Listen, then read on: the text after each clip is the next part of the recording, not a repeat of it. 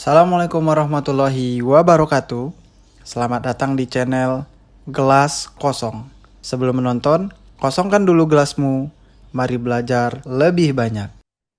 Apa saja, apa itu beasiswa S3 BPI? Tentu saja sama ya, seperti yang Mas Taskurun tadi. Jadi, eh, mungkin sederhananya begini teman-teman. Ada yang bilang BPI LPDP, ada yang bilang BPI Kemdikbud. Nah, sebenarnya teman-teman, BPI itu adalah produk yang dikeluarkan oleh Kemdikbudristek. Ya, pendanaannya dari LPDP. Besarannya gimana, Kak? Apakah sama nih? Kak Armadani dari LPDP ya. Kalau Mas Taskurun dari BPI. Ditanya tuh, besarannya sama nggak uang bulanannya? Pasti jawabannya sama.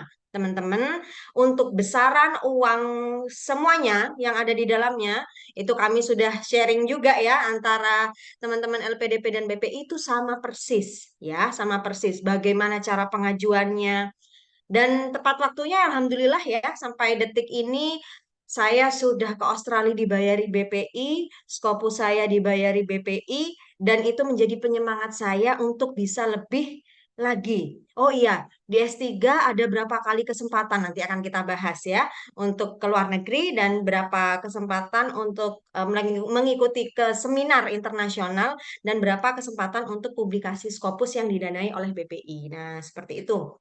Jadi ini teman-teman dosen perguruan tinggi maupun perguruan tinggi vokasi ya, itu silahkan bisa melakukan pendaftaran S3 BPI, kemudian tenaga kependidikan atau teman-teman tendik ya, teman-teman tendik itu juga bisa melakukan pendaftaran dengan skema S3 BPI. Jika teman-teman sudah melakukan atau sudah selesai di S2-nya ya dengan syarat seperti itu.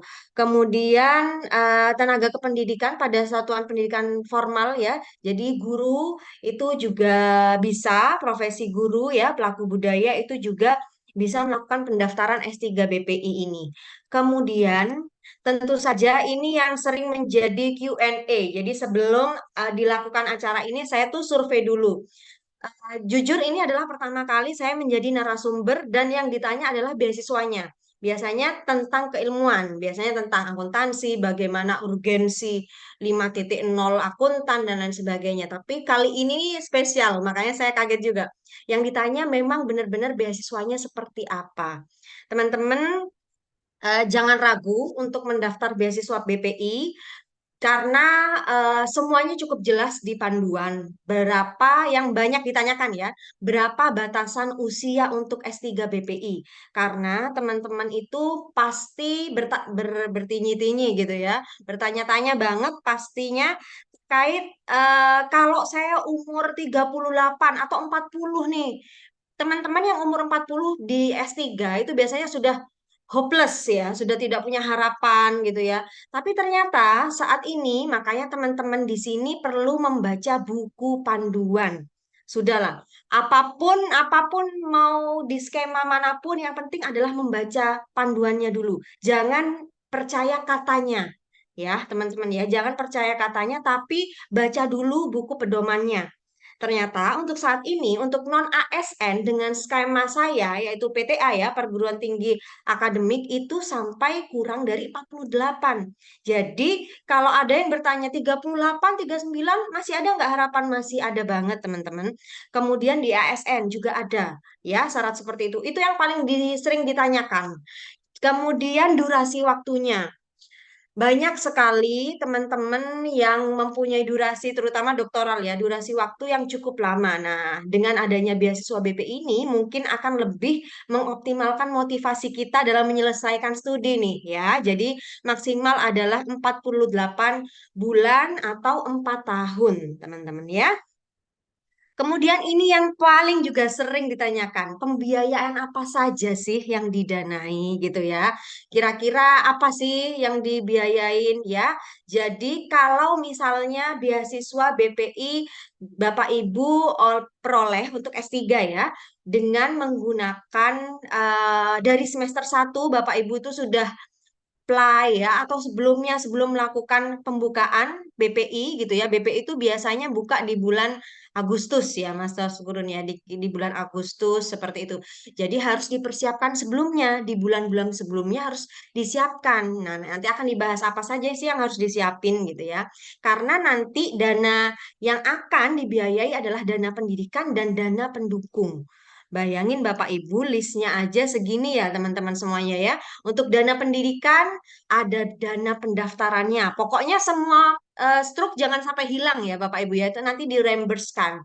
Dana SPP, dana tunjangan buku tiap bulan apa ya, Agustus ya Mas Taskurun ya, Agustus September itu sudah otomatis gitu, otomatis secara sendirinya biaya buku itu cair seperti itu.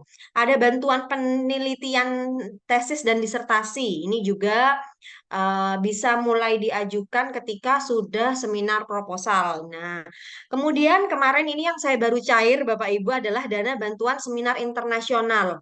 Bagaimana tahapannya? Ini nanti ya Bapak Ibu ya, setelah Bapak Ibu diterima mungkin saya diundang lagi ya Mas Taskurun, Mas moderator gitu ya. Setelah diterima kemudian pengajuannya seperti apa. Jadi tahapan mekanismenya lagi-lagi teman-teman harus baca panduannya. BPI sudah menyediakan panduan pencairan keuangan yang harus dipatuhi seperti itu. Jadi diikuti saja apa saja yang menjadi ketentuan. Kemudian dana publikasi jurnal internasional. Bapak Ibu, untuk S3 BPI dan teman-teman sekalian, untuk beasiswa BPI S3 itu yang didanai hanya Q1 dan Q2 ya. Dan ini harus diperhatikan bagaimana peringkatnya di Skimago ya. Jadi Bapak Ibu nanti harus melampirkan bukti pembayarannya berapa? Enggak, pukul rata. Pokoknya Q2 meskipun gratis akan diberikan pendanaan oleh BPI. Yang penting ada LOA, ada bukti dari Skimago dan ada artikelnya seperti itu. Kemudian ada biaya pendukung terkait dengan dana transportasi. Misalnya Bapak Ibu di luar kota atau di luar negeri seperti itu ya. Dana asuransi kesehatan. Nah, ini juga bisa. Dana hidup bulanan, nah, dan dana kedatangan dan dana keadaan darurat juga dana tunjangan keluarga. Nah, ini yang mungkin berbeda ya antara S1 dan S2.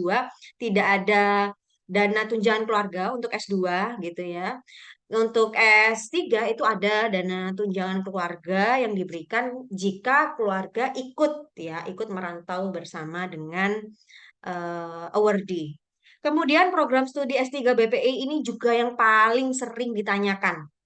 Teman saya sudah melakukan apa namanya pendaftaran, sudah diterima, kemudian baru tanya ke saya, Mbak Astrid, program studi saya apakah bisa didanai ya oleh BPI? Saya mau daftar BPI nih. Setelah saya cek di beasiswa kemdikbud.go.id melalui list perguruan tinggi PTA-nya untuk S3 dalam negerinya tidak ada, tidak terdaftar. Sehingga itu tidak bisa dilanjutkan, teman-teman. Kalau sudah seperti itu, maka pilihlah program studi yang bisa diklaim ya, diklaim oleh BPI ya. Kalau enggak ya nggak boleh teman-teman ya. Secara otomatis dari sisi administrasi pasti sudah terreject ya.